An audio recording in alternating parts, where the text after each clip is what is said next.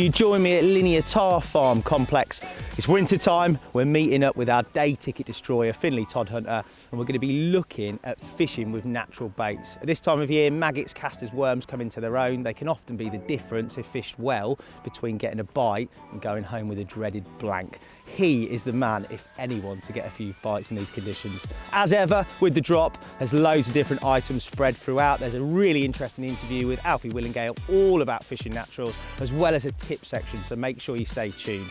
Without further ado, I'm going to go meet up with Finley. I believe, maybe if I'm not mistaken, he may even have one in the net when we get there. Let's go. Here he is. You all right? What's going on here, Mr. Todhunter? We've caught a carp.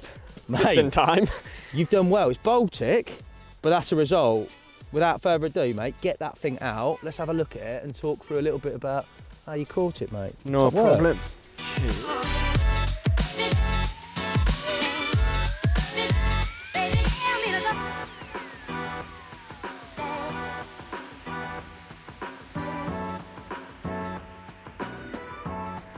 Finn, that is a beautiful, clean winter tar farm carp, mate. Well done. Thank you very much. £20, would you say? Easily. Easily £20. You're doing something right, mate. It's not the only one you've had either, is it? Yeah, I've had 2 fish this morning. Conditions aren't great. It's cold, but I feel like just putting naturals in, I feel like that's what's working, and that's why we've been able to catch these fish. What have you used, mate, natural-wise? Worms? Yeah, put a bit of worms out, bit of worm cell, bit of hemp. Yeah, it just seems to be getting them grubbing about, just fishing clusters of maggots over the top. Yeah, get this one slip back, get yourself mate. set up. I'm going to get going, mate. You've whetted my appetite, mate. I'll let you get some photos. I'm going to crack on and get my kit, mate. But well done. Thank you, best of luck.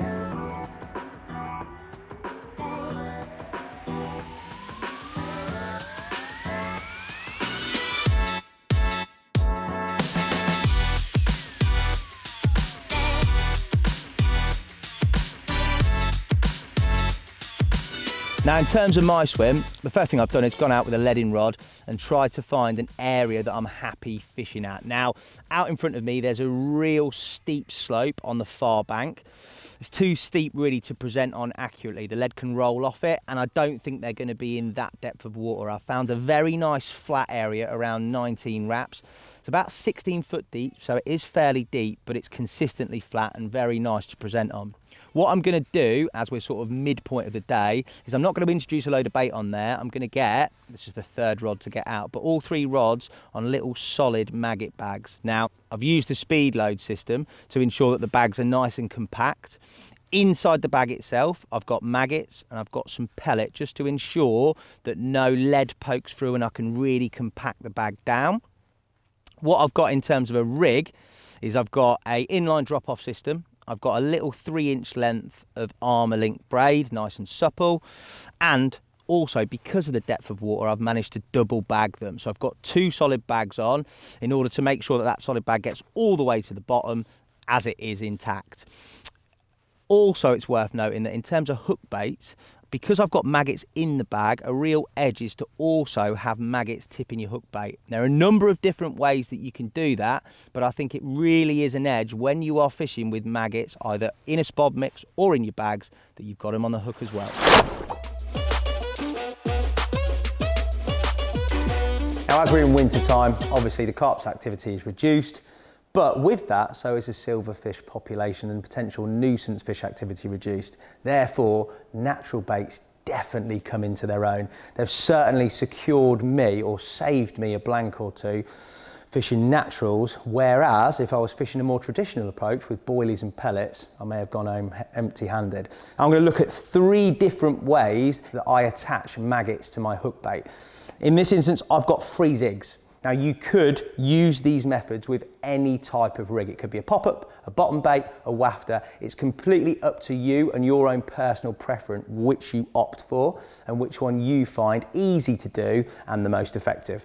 I'm going to start with the probably most traditional method that you'd have seen before, which is the use of floss. However, a tip within a tip, instead of using floss to put my maggots on, I'm actually going to use zig flow. The reason I'm doing that is because the mono not only allows the maggots to slide on easier, whereas floss can be a little bit sticky and a bit more difficult to work with, but also it blobs down and the knots bed down nicely when you're knotting the maggots on to your chosen hook bait. With floss, if it gets wet especially, it can be a nightmare to blob, and you're always a little bit worried when you've got it out in the pond if those knots are going to undo with all the activity and wriggling from those maggots. The first stage of proceedings is from the hook end here, I'm going to pass my baiting needle, and in this case I've got one of our Nash maggot needles, through the foam and out to the other side. What I'm then going to try and do on the cameras under loads of pressure is thread my zig flow in this instance through the baiting, the maggot baiting needle, and pull it through the foam. What I've then got there is my zig flow going through the foam itself. Now, I'm going to put that aside. It's a case of threading on whatever quantity of maggots you want. When you're threading them onto the needle's really sharp. You just got to make sure that you don't pop them. And I always thread them through the sort of square end, if you like, of the maggot. Just nick a little bit of skin. What you have got to take into account at this point is the buoyancy of hook bait you're using. If you're using something like a wafter or a pop-up, obviously you could probably apply more than I'm going to apply to this zig. The last thing I want with this zig foam is if I put too many maggots on, that the zig then doesn't float and it becomes a really long hook length. So I'm just going to put 4 or so maggots on. As another fiddly part, I'm going to pick up the outside end of my zig flow. I'm going to pass it through the little hole in the baiting needle whilst the maggots are all wriggling. And then all I'm going to do, once I've got it through, is very gently coax the maggots down onto the zig flow and butt them up against the foam hook bait. Now once I've got to this point, it's a simple case of tying 2 or 3 granny knots in the zig flow. It'll bed down really nice and tight. I'm simply going to trim the tag ends, and for that added security, I'm going to take my lighter and just blob the ends of this zig flow together. What that will do is ensure that even if a knot comes undone, that zig flow is secure and true. And there you have it. Sort of a more traditional floss method, but with the use of zig flow, that's on there nice and securely, ready to go out in the pond. The next method, I'm going to say an oldie but a goodie. It's incorporating a bit of a match hook. Now again, you can use this in conjunction with any rig. You can use it with a fake bit of corn. You can use it anyhow, but essentially you tie your rig, and instead of tying a loop for the hair rig, you tie on, in this case, a size 16 match hook. That's on the end of the hair. Then you slide on your hook bait and then put your hooking arrangement on. In this case, it's just a knotless knot onto a zig. This is really quick. All you do is you just pop the hook out of the foam or the hook bait, and then on your little match hook on the end, you simply thread on, again, your chosen quantity of maggots. Again, lightly hook them through, don't pop them. And then all I do to sort of complete the rig and make sure they can't get off that hook is I just pull the hair or the hook down via the hair into the foam. And there you have it, nice and quick. You've got wrigglers going like the clappers on top of that rig there. Finally, and this is my favourite preferred method of attaching maggots to my hook baits, it is to use good old super glue. Now, in terms of using it, it's really simple to use. All you do is you get your glue.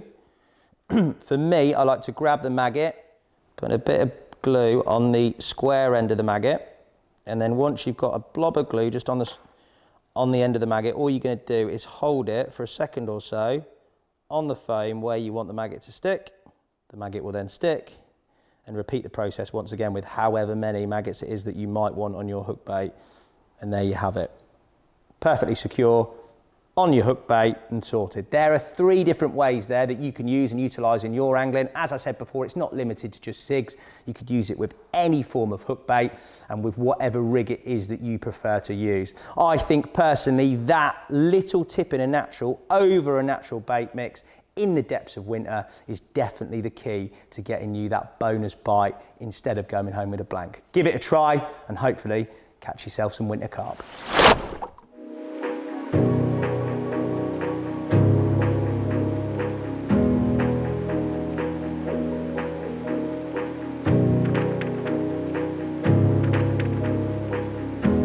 important thing this time of year is actually giving yourself a realistic chance of catching. I could have went on Brasenose 2, I could have went on Brasenose 1 or one of the other lakes, but now Tar Farm, I knew it was quiet over here, but there's a decent stock of fish. They're quite deep, and with the cold temperatures I just felt like the water's going to hold its temperature and I'm going to have a realistic chance of catching. So that's the reason why I've came over here. In this lake in particular, Lake 8, it has the better average size of fish on the complex. No main monsters, fish for the future, average size you're looking at £20, but this time of year especially, it's just about getting a bend in the rod and enjoying yourself. So that's exactly why I've decided to set up here. Here he is, busy are we, mate? Just getting the rods ready.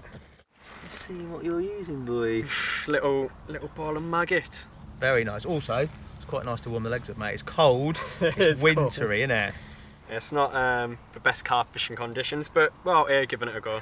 Why do you think winter and carp fishing, well, generally is a little bit more difficult when the old water temperature and the old air temperature cools down? What do you think it is? A bit of mix, to be honest. First of all, the nights are long, the days are short, and the motivation to try your hardest sometimes disappears. But also, with the carp, since the water's cold, they're slowing down, they're not eating as much, and you really have to graft to get that bite. So, yes, it's difficult, but with natural bait and the effort that me and you are going to be putting in, I'm sure we're going to be able to catch a couple. Do you think sensory-wise, in terms of natural baits, do you think there's something about them that really sort of triggers them into wanting to eat that, as opposed to, let's say, a load of pellet or boilie or what we'd standard sort of use in spring and summer? Absolutely. Boilies, particle, it will work this time of year, but since the carp's eyesight's reduced, having something nice and bright on the bottom, they're going to be able to spot that. The sense of smell is reduced, but if you put a worm cell out there and other liquids, they're going to be able to sense that there's something in the area. They're going to come in, investigate, and then hopefully that's when you're going to be able to get a bite. Yes, you could cast a boilie out there, you might catch, but my confidence relies a lot in this. What about, when we're talking about naturals, you talked there about liquids added to mixes and things like that. As a single hook bait, is there any instance here where a few maggots on top of a single hook bait is a bigger edge in terms of fishing than maybe just a single hook bait as it is? Or for you, does it work considerably better, especially on a venue like this where you've got numbers of fish, fishing over maggots themselves in terms of a mix of bait? 9 times out of 10 I feel like putting maggots on the hook bait, it makes it stand out a lot more compared to a standard hook bait, maybe just a piece of plastic sweet corn or a pop-up. And I feel like it just stands out that much, especially if you're just putting out chopped worm, hemp, bits like that. A carp's going to spot that. Mix-wise, and you hinted there before about liquids, and especially our sort of natural booster range. For you, when you're incorporating those liquids, what liquids do you like to use in conjunction with naturals, and how do you actually apply them with regards to the mix? Yeah, so out of the liquid range, my personal favourite is the worm cell. I use worms a lot in my angling. They're a natural bait that certainly in the last few years has came on the scene. It's just something a little bit different about using worm in a liquid form. I feel like it can give you an edge in terms of putting it in the mix. You can use it in different forms. You can just pour it directly into the spud when you're putting it out there. Me personally, I put it in the mix, allow that bait to soak it up. So when it's going to the bottom, that liquid's going to be dispersed on the bottom. You can use it to dip your hook baits in. It's just so versatile compared to a standard out of the bag mix as such. It's not just that liquid that I use, there's a whole range of different liquids. There's the mussel blend, that's a fantastic liquid. All of them do their own job, and especially if there's a venue where naturals are banned, such as Linear with maggots in the spod mix, it can be a great alternative. You can use them in bags here, can't you? Yeah, you can use them in bags, you can use them on hook bait. You've got a 4-pint limit a day, which to be honest is more than enough to make sure to get the fish in the area. For you, final point with regards to the actual mix, obviously it's winter, you've got yourself 2 bites thus far in the session. How much and when are you looking to reintroduce with regards to that bait mix? Are you topping up regularly every hour, after every fish? How are you sort of planning that through the course of your session? Yeah, so to be honest, I've done something a little bit different compared to people yesterday. With it being winter, as mentioned earlier, the carp is slowing down. But with naturals, all that attraction, I felt like since the lake's quite quiet, I know it's been fishing fairly decent, I decided to give them quite a lot of bait.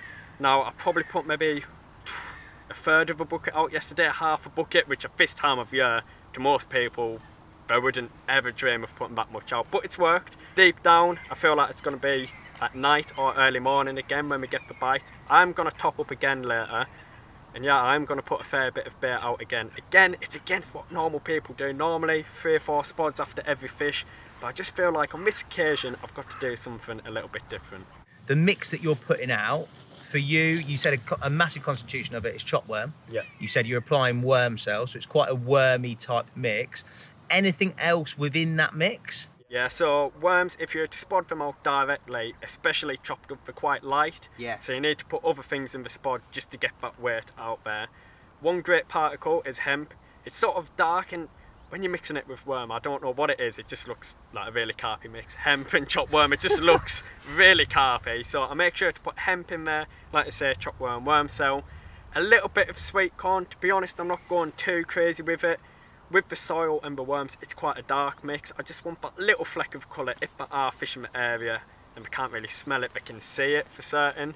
A little bit of flake, a few chopped boilies. But to be honest, I wouldn't say there's a particular mix but you must use. I just feel like adding a bit of liquid oilworms into your standard mix, hemp, barley, corn, it certainly makes it more attractive. And I think the great thing as well, with natural bait, yes, you might be going for a lot of bait, but you don't have to always put natural bait in. Worms are expensive. Yeah. You go into a tackle shop, it can be expensive. However, if you use, say, half a kilo of worms and the fish are in the area grubbing around, then you can go back to your standard mix, hemp, corn, barley, because you've got the fish in the area, they're feeding.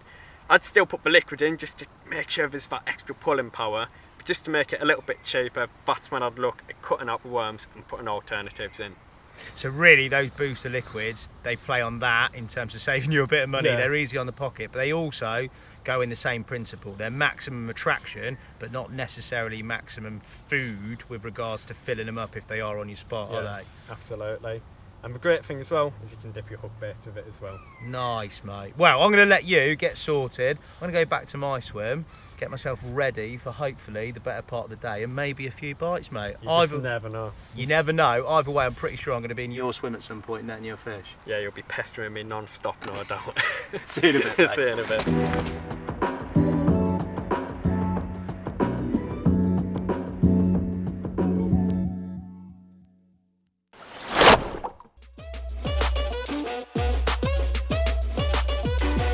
Alfie, welcome, mate, to the drop. How are you? Good? I'm very well, thank you for having me. I've got you in to talk about a recent spell of winter success, but namely around bait choice, mate. It's a time of year, we're going into cold water temperatures, cold weather, and obviously that impacts upon bait choice. You've had some success recently. I want you to talk to me about your choices of bait when it comes to cold water carping. Yeah, it's a big subject. It's something I feel like I end up talking about in some film one way or another at this time of year as we start to get into the colder months. I mean, what this week's been our first really cold spell, I'd say, coming into single figures. Well, definitely not into double figures during the day. And yeah, in relation to, I think you always have to consider carp's behaviour. I think that's when you talk about bait. If you first consider a carp's behaviour, how it changes as the water temperature cools down, because that's really what leads on to how or what you choose in your bait. Because you have to remember, as soon as the carps, they're cold-blooded, so when there's less heat available to them, which they love, we all know that the carp love being warm, the fact of the matter is they eat less. They preserve energy, they search and hunt for food less, and they don't need to eat as much. So they're the things you really need to consider when it then comes to your actual bait choice in terms of how much you're putting in, what you're putting in, what bait you choose. And there's loads of different things you have to consider, really. So for you, obviously, everything's reduced, as you said there, in terms of carp's activity, in terms of what they need, how much they're feeding. You sold some winter angling there, mate, haven't you? Yeah. Don't bother. Yeah, it's really difficult. Yeah. But if you did want to get a bite, for you, bait considerations, what does that look like for you in terms of hook bait choice, stuff you use in your mix, liquids, etc.? How does that all play out for you? Okay, so again, this is a very common phrase, but it's very, very important, and that is generally the colder temperatures, maximum attraction, minimum food items. Because again, back to the reasons I said, they're not eating as much. So you could go down a route of putting too much in, and then they could come down. They might be in the mood for 2 or 3 mouthfuls in that opportunity, and you've given them 10 mouthfuls. So Generally what I'm looking for is a really high attractive bait and not putting too much in. So yeah, your bait choice is really, really important, high attract, and this is when I'm starting to look at things. Single hook bait fishing, more so when it's really, really cold. So maybe a single citrus pop up, cast into any signs of fish, because if you see one sign of a fish, it often means that there could be more about, because they huddle up, they group together for safety, for warmth. So although fishing can be hard in the winter, if you do get it right on that one day where you might have a slightly warmer spell when you're on them, the rewards are there to be had. You talked about attraction, that element of attraction. You said single hook bait fishing when it is really bleak and cold and there might be a show or something to go at. In terms of attraction, if you are fishing those small sort of pockets of bait, how can you maximise the attraction other than just being that blatant sort of single hook bait? Would you use like a little stick? Would you use something with it just to give it a little bit more, just to maybe catch a carp's attention? Yeah, so another thing to consider, and by no means am I a bait expert in terms of the chemical side of things, if you like, of the amino acids. I know that there's a lot of words that make me think, oh, that sounds good, but what I do know is when it comes to winter, you're having soluble attraction in your bait mix, and all that means is it works throughout the water column despite the water temperature. As far as I'm aware, that is working the layers of around your hook bait. So if a carp swimming past it, it's sending out that goodness. Yep. So things like fizzing stick mix, liquids is your one. If you can really boost your bait with liquids and just make it easier for the carp to know that there is something tasty in front of them. Yeah. Because you know, a handful of boilies, although on some days it might get you some bites, start boosting your baits up. Still don't put a load in, but yeah, liquids, spod syrup, plume juices, fizzing stick mix, as I mentioned, all that is doing is working in your favour to draw a carp's attention at a time when perhaps it is hard to grab its attention. That's what you've got to remember. Yeah, nice.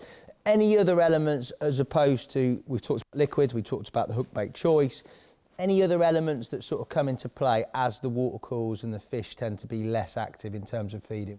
Naturals very much come into their own this time of year. As you sort of alluded to earlier, I've had a recent hit, although we're not right in the depths of winter yet. Naturals are unbelievable, absolutely unbelievable. And natural baits work for a number of reasons. First of all, and for me the most important, and the reason why I think they work so well, is the fact that they're moving. It's a moving bait item. So yeah. Yes, like with what you chop worms up or chop maggot or a bit of caster, the juice is inside them. Again, it's a liquid element, as we were talking about earlier, and they're full of everything that a carp wants. Chopped worm, one of the best baits in the world. Like, you cannot beat that sometimes. But you cannot look past a bunch of wriggling maggots or wriggling worms on the bottom when a carp's swimming over it, again, because it's just so opportunistic. Do you know what I mean? Like, yeah. Could you imagine a carp swimming over a batch of chopped worm, caster and wriggling maggots and going, nah. Like, I know it does happen. But that from a confidence point of view is the one for me that is going to work when it starts to get tough. It's another element, isn't it? Like that movement, as you say, normally you've got maybe a smelling or a scent sort of appeal, but that little bit of movement is something extra. Like, even if it's on a zig or whatever, it can be something. It's a great example with zigs. I love tipping my zigs with a few maggots, because although a single piece of foam works really well, carp rely on their eyesight a lot. Obviously, a carp's metabolism, not just its metabolism, all of its senses as it gets colder dull down. So its vision isn't as good, its taste isn't as good, smell isn't as good. So again, as we've sort of been talking about, just make it potent. I think that's what you've got to do. Make it move, make it potent, find them, and then you can really start reaping the rewards when they are there. You also used naturals in conjunction with a lot of our new liquids range, didn't you? In terms of the new liquids range, they're all designed around sort of natural elements and themes. What have you used, or what have you tried to use maybe before in the testing process and seasons before to good effect out of those? But we've just released 4 natural boosters. Now, they're all liquids, but they are full of naturals that not many people will have used before. So you've got the worm cell, which is just blended worm. It's as simple as that. Like, it saves the dirty business of having to blend up your own worms. That's lovely. Yeah. Muscle extract, which is just raw muscle meat in God knows what else. GLM, I know there's GLM in there. Yeah. This is all from Max Hendry, you know, the guru behind it. If he tells me it's good, I'm using it essentially. But from my knowledge, then we have brine shrimp and gammarus and salted squid. Yeah. And they're all naturally occurring baits, and by natural I mean at some point was living, you know, out in the world, and that the signals that send out, again, I'm not no scientist, the actual amino acids and the complex profiles, everything. I just know that carp and nature, it's the same with anything in nature, you know, and it's natural, so the food cycle of the world, they are really attractive.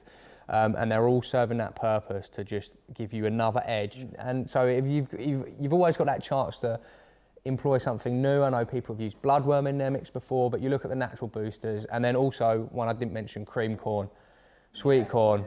I've heard people say sweet corn was the only thing in their mix that they've seen gone. You know, like they've eaten nothing but the sweet corn, but now creamed corn as well. It's like a liquid, raw attraction, highly digestible, especially when it's just a big old mush. And yeah, like it's just a winner, isn't it? Yeah, the general theme of what I'm talking about here is just make it as easy for them as possible, because the poor buggers, as it gets colder, they're struggling. They're struggling. They don't want to eat. Yeah. They do not want to eat because they're worried that if they go out looking for food, don't find it, that however many calories they've used, they're not going to be able to replace it. In essence, you're looking for location, that we've always said, but in essence, when you're talking cold water carping for you, you want high attract single hook baits. You can boost them with liquids, plume juice we referenced. You've got naturals as a concept in terms of the movement element. You've also got natural booster range to add to those to really enhance that. But overall, you're looking for minimal food, maximum flavour, make sure it's digestible and soluble in terms of attraction, and you'll catch loads of carp. Yeah, and although I have mentioned a lot of things there, I'm not saying go out and use all of them, you know, I'm just saying there's things there that you can use that your mate next door might not be using, you know, one of those ones you keep in your bucket that no one can see. And it just gives you that little bit more of a kick in the winter when times can be difficult, which they can be, but if you're on them, it can work. You're a legend, mate. Thank you for coming in. Thank you for chatting, mate. Well done on your recent hit. Thank you. That helps a few more people catch a few cold water carp. Thanks for having me.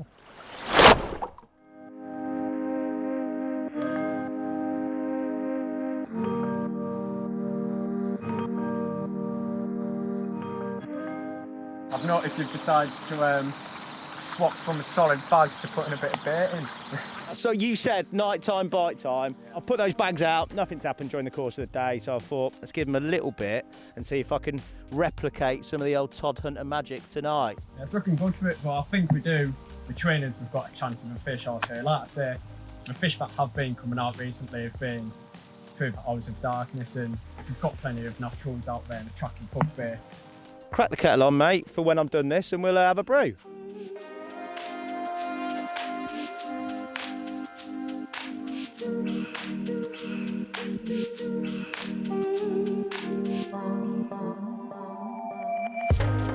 Yeah, it looks like they've turned up earlier than I was expecting, so I'll get this unhooked. Wonderful fish, get it put back, get the rod back out.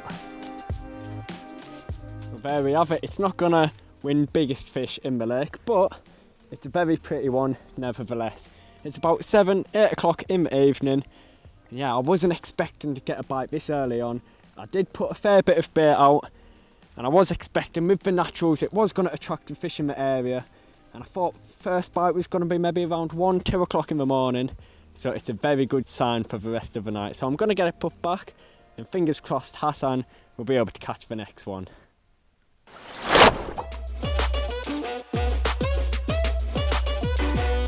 You join me on a Baltic winter's day. I want to go fishing, and the only way I'm going to do that, enjoy my time and fish to the best of my abilities, is if I stay warm and comfortable.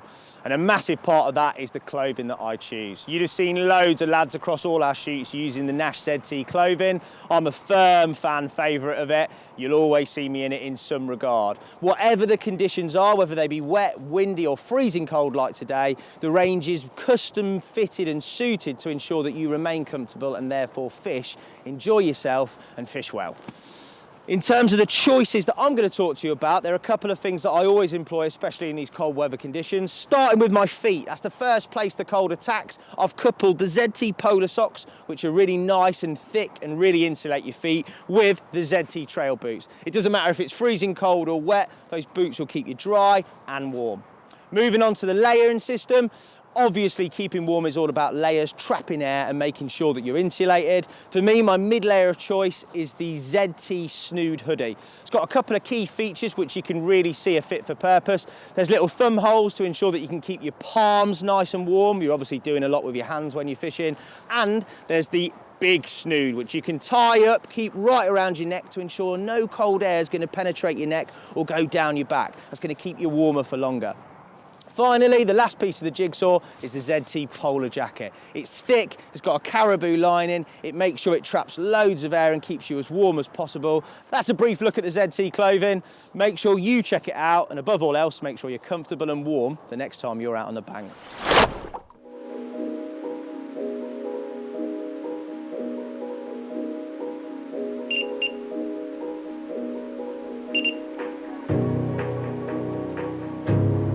I'm in.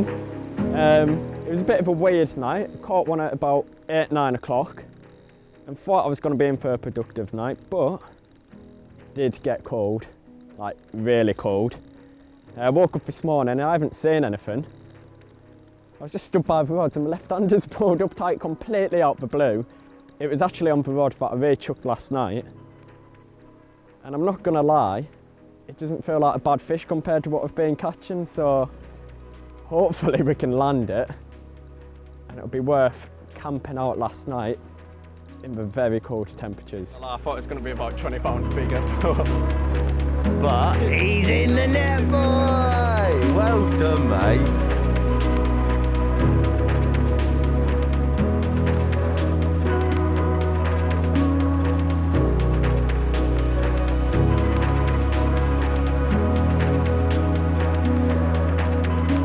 Now that I've caught a couple of fish, I thought I'd show the rig that's been doing the damage. All I've been using is a simple fluorocarbon D-rig. The reason I've used this on this session is for a couple of reasons. The spot that I'm fishing out there, it's clear, fairly silty and pretty firm to be honest, and I'm comfortable fishing a bottom bait rig over that. So that's why I've opted to fish with the D-rig. On the D-rig itself, on the hook size 4 twister, I've got a fairly large D, and that's to make sure that the hook bait has maximum movement. As for the hook bait itself, I've got a small bit of rig foam. In particular on this rig I'm using red, and on top I've topped it off with maggots. Now that's going to be pumping out attraction, it's giving it loads of movement, and since I'm putting naturals such as the worm cell, such as the worms in the mix, I want to make sure that I've got a hook bait out there equally, if not more attractive. I've attached these maggots onto the rig using Zig Flow. All I've done there is used the maggot needle, put it onto the line and done a couple of overhand knots over the top. There it is, pretty basic. Anyway, I'm going to go get these back out on the spot, and I'm also going to tie Hassan a couple and see if he can catch one on one of my rigs. Go on the boy, honestly mate, thank God for you, because I'm sitting there with my head to my hand doing absolutely nothing in terms of scaring any fish or catching any, and you're here trolling them. To be fair, I did stitch it up. I found the better peg before you came down, but... Feel a good one? Well, the last one I said felt like a good one. It was £10, so I'm going to say this one feels small. You never know. You've not had that out long though, have you? Well, I had a strange occurrence on it about 15 minutes ago. Okay. Hit into it, felt a couple of kicks, then it came off. I thought that was a bit strange, put it back out there, had a couple of bleeps and then she started screaming off. Well done, mate, that is a result. That's a good one, mate. Don't bump it off. I would not bump this off, Don't bump mate. it off. I did my best. Well done, off. mate, great angling.